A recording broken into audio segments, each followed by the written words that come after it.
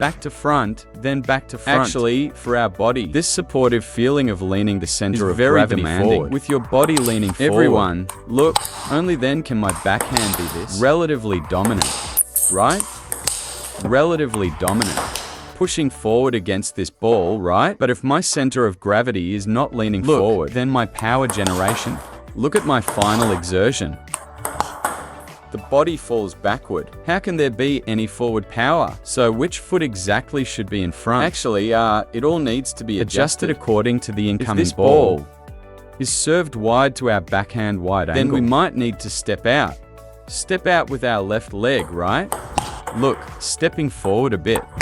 Our left leg steps into position, right? At this time, the left foot might be in front. But if the incoming ball is relatively long, or even a bit high, we need to clear out a better space for power generation to load up better. Look at what I need to do. I need my left foot to yield backwards. Only this way can I execute this power. Only then can the power come out. So you see whether our left foot is in front or in back. It depends on the actual situation of the ball, right? Let me make it more obvious for everyone. A long ball deep to the backhand. Look, in order to have better space, I drop my left leg back half a step. This puts the left foot in the back, right? But if this ball is served short, to my backhand short angle, look, my left foot needs to step in. Step forward and across. So in this situation, the left foot is in front, right? So you see, you have to watch the ball. There is no fixed stance, all right? This is the first point. I'm teaching everyone regarding footwork. The baseline is a parallel stance, depending on the ball, the left foot either steps or drops back. Next is about the feet. We need to have an excellent sense of support. With our center of gravity leaning forward, you must use your knees and toes together to grip the floor. Together, they support the body's forward lean. This is the first point, the power of your center of gravity. What are we explaining? If you want to generate good backhand power, we must focus on finding the correct hitting point, contact point. Regarding the backhand hitting point, many friends look regarding their hitting point. Many friends think, as long as my hand can reach it. They absolutely refuse to move their feet. For example, a ball mid-table. Many friends think, hey, my hand can reach it anyway. I can hit it onto the table, since my hand can reach the ball. And I can get it on the table, but why should I move my feet? Hitting it onto the table might be okay. But if I want to add power, I won't be able to generate. If you don't believe me, look, can I generate power like this? Can I generate power? It's impossible, right? Therefore, to generate good backhand power, our body plus our racket, plus the ball, must form a three-point straight line. What does a three-point straight line mean? First, the ball must be directly in front of us. And secondly, behind the ball is our racket. This also means our racket cannot be placed out to the side of our body. It is also in front of the body. And then behind the racket is our entire body.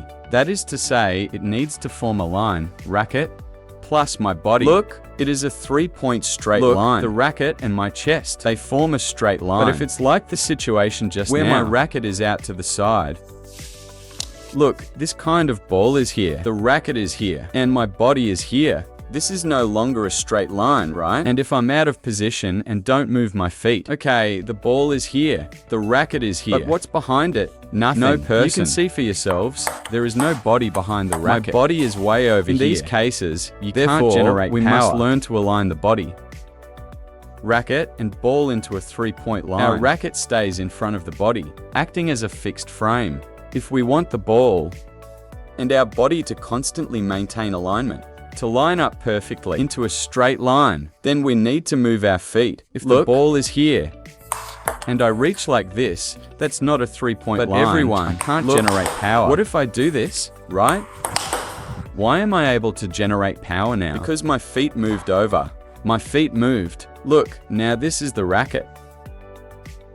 And body forming a three-point straight line. If my feet don't move, then it's just the ball and the racket, and the space behind is empty. So everyone, the body behind the racket doesn't strictly have to be the center of the chest. But your racket absolutely cannot extend past the width of your body. Do not let it go outside your body line. It can be here, or here, or here. So you see, as long as our hand's position, the power generation point is within the width of our body.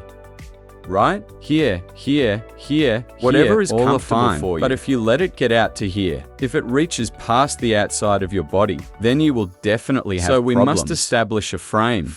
We can't be 100% perfectly aligned with the dead center around the chest area. Why do I say roughly the chest area? Using the chest as a baseline. Because the chest is the exact center of the body. It is basically right in front of us.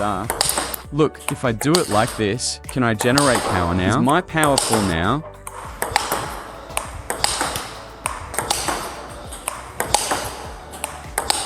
This is the advantage of finding the correct hitting point.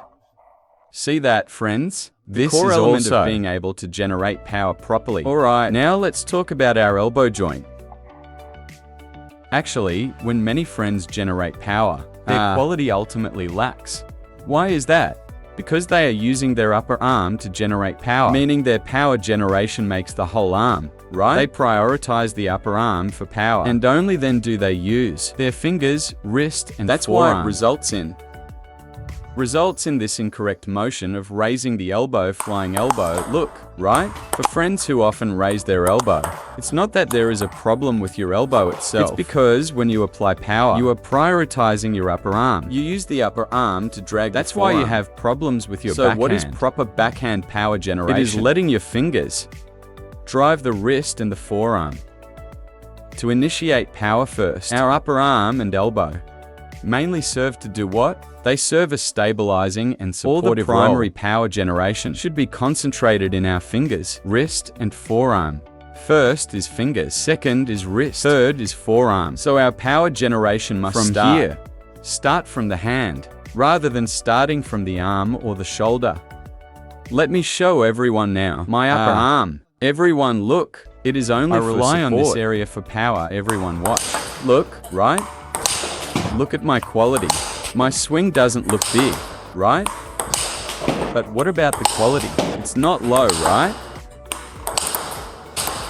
Right? But if I use my upper arm, everyone watch. Look, this is using the upper arm first. Using the upper arm first. The ball loses if you use the upper arm, that the power of your forearm cannot be fully executed. My quality is because when I use my forearm, I can fully rotate the racket. Fully rotated, right? My forearm swing. I can finish the complete motion. But if I use my upper arm, look at my racket head still snap out? It can't come out. It gets stuck. Right? Then your power definitely won't be able to come out either. Now, using a pen hold grip is actually the exact same thing. Hand. If I use my upper arm, look. Using the upper arm to generate force results in this time of motion, right? But if I use my forearm and even though my pen hold might not have as high quality as my shake hand, quality definitely won't be bad. Hey, right?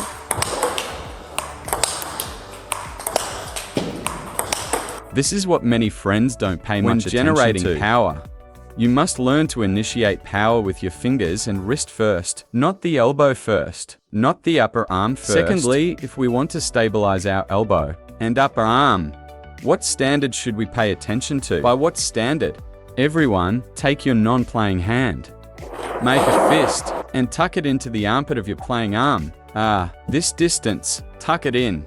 This clamp distance is the perfect distance.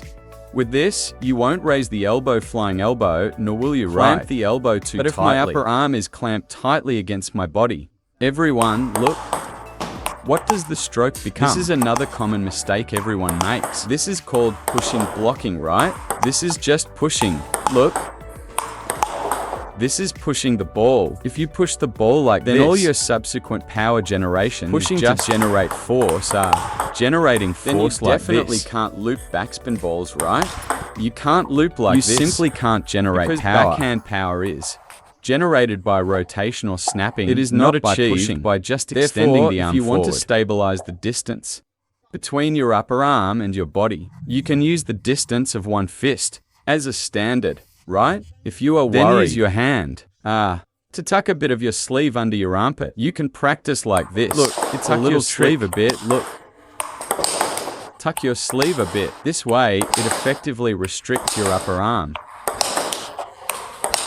It effectively stabilizes your upper arm, right? This way, when you generate your stroke power, won't easily deform. Just teaching everyone a little trick. When we use backhand power, many friends don't really know how to body use power. Some friends do this. For example, doing backhand counter. Many friends do this. Look, this is them trying to find the backhand rhythm. Look. This is their backhand power generation, right? What kind of backhand mistake is this? The problem is moving up and down. Their legs are bouncing the body up and down, right? What's another common mistake? Come on, let me demonstrate again. General drawing his sword posture, right? Like this, right? Hitting with the body twisted sideways, look. Many friends also hit like this, right? What mistake is this? This is generating power side to side, left, right arrow, but as I just said, the direction for backhand is back to front. This creates an absorb and release sensation, meaning absorb the ball first, then shoot it out. The abdomen contracts, then pushes. Contract, push.